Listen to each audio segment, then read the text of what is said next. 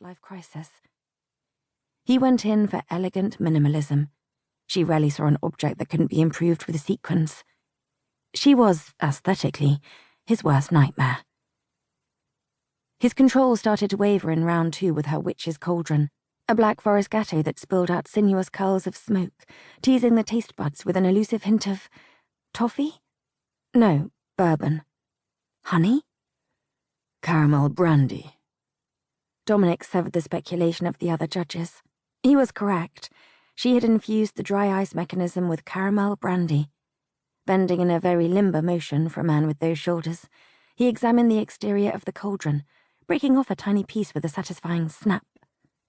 She'd meticulously assembled the structure from white chocolate that she'd hand-painted to mimic rusted iron, using a customized pigment of a powdered food coloring mixed with...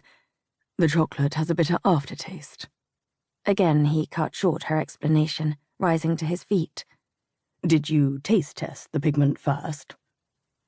His face was still carved marble, but as usual when he looked in her direction, his eyes were shooting out darts of irritation. There was a weak sort of compliment in that. If a contestant had a baseline skill level and made a mistake with an otherwise promising dish, he cared enough for impatience. If you were just irredeemably shit, he plastered on the haughty android stare and mentally went to sleep. Sylvie had experimented with his signature expression herself this morning, on the neighbour who kept snipping herbs out of her window boxes when he thought she was still in bed.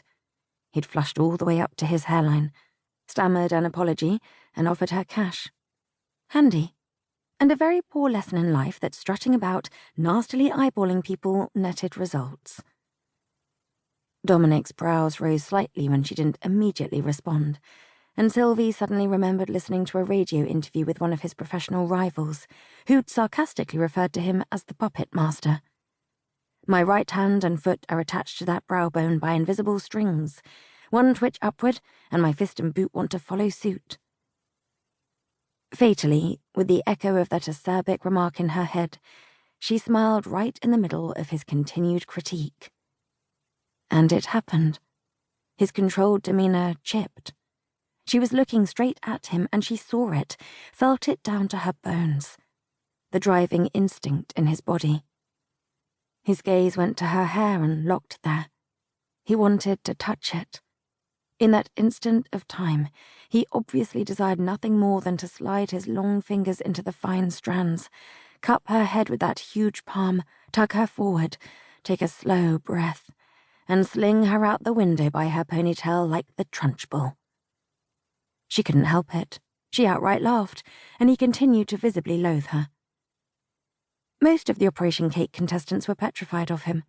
They all but dropped their piping bags and scuttled under their benches when he stalked past. Unless someone she loved was being targeted, in which case she would fight like a lioness, Sylvie was not a very confrontational person. If her meal was too cold in a restaurant, she ate it anyway. Unfair parking ticket, she'd probably just pay it. She'd peeked through the curtain and watched the herb heist for days before she'd tried out the De Vere glare. Yet there was not one single second on this set that she'd been intimidated by the man himself. She flatly refused to shy away from a person she found about as likable as a stubbed toe. He was totally devoid of empathy and warmth. She bet he was a bloody nightmare to work for. And she'd wear her apparently garish style-over-substance cauldron cake as a hat before she'd let her knees so much as quiver in his presence. She was a favourite with the other 2 judges, so she thought she might scrape through another week despite Dominic pacing around the studio like a sweet-toothed Grim Reaper. Unfortunately, the final round put the casting vote in his hands, and Sylvie put a shit-ton of glitter in his hair. In her defence, when she'd practiced the robotic component of her unicorn cake in the garden shed at home, the results had been significantly less impressive. The treasure chest was to burst open in stages, spilling out hundreds of coloured sweets before it set off a chain reaction to move the unicorn's hoof and horn. She'd made dead certain that everything would taste as good as it looked. Dominic had commented before that her foundations were sometimes sacrificed for the exterior glitz. He wasn't wrong, and she did listen to legitimate criticism. Levers in right place? Oh, look, he's waving at you. Wrong place? I appear to have constructed...